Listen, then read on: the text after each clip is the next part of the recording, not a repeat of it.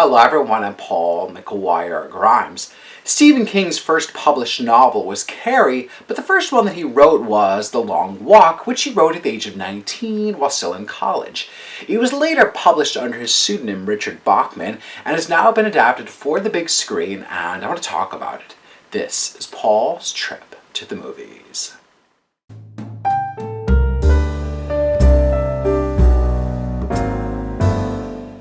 King's novel may be an allegory for the Vietnam War, but the movie is not set in any specific time frame.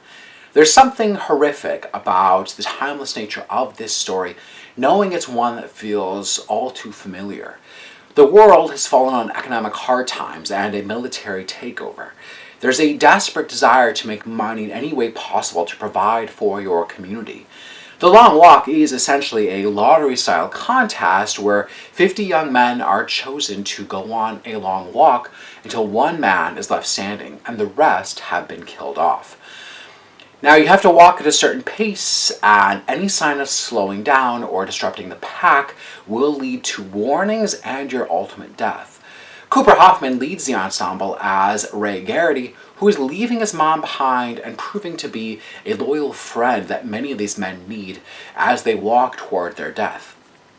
He strikes a close relationship with Pete McBride, who's played by David Jonsson, while fellow walker Gary Barkovich, who's played by Charlie Plummer, is the main antagonist of the group.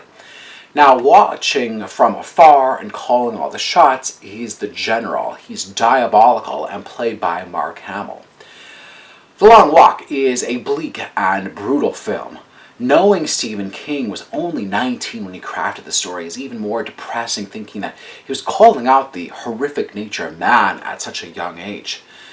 Screenwriter J.T. Molnar has made a strong adaptation of a novel that many readers have claimed would be unfilmable.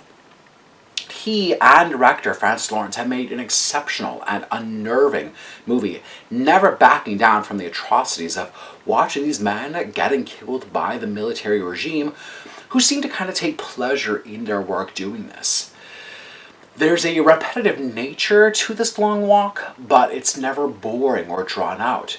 J.T. Molnar uses King's strengths at building characters to create these wonderful friendships that form the backbone of this story.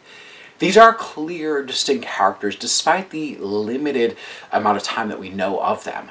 Francis Lawrence balances the hard violence of the piece next to rich dialogue and banter that naturally occurs between the men, some finding humor, some finding desperation in their journey. He finds the humanity next to the horror, which is a key element of Stephen King's writing. Cooper Hoffman is an exciting young actor on the rise with only a few films under his belt. He brings vulnerability, fear, and warmth to Garrity. Mark Hamill dons a gruff voice and this daunting presence that looms over the film even when he is not on screen.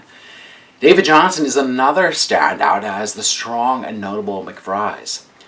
He's trying to find the light in the darkness. The Long Walk may be too intense for some, but it's a really rewarding journey as the themes and the harrowing story feel all too timely and relevant. Discussions will be long and hard for those leaving the film. I'm giving The Long Walk 4.5 out of 5 ticket stubs. If you like my review today, click subscribe on my YouTube channel. I have some other movie reviews, some celebrity interviews. I would love to hear from you. Have you seen The Long Walk? Are you interested in seeing this? Let me know in the comments. And I got to interview Ben Wong, who's one of the other actors in the film. He's from Minnesota, so it was really great talking to him about bringing this movie together and the bond that he had with the other actors in this film. And then go to my website, paulstriptothemovies.com, for even more reviews. Thank you so much for watching my review of The Long Walk. This is Paul's trip to the movies.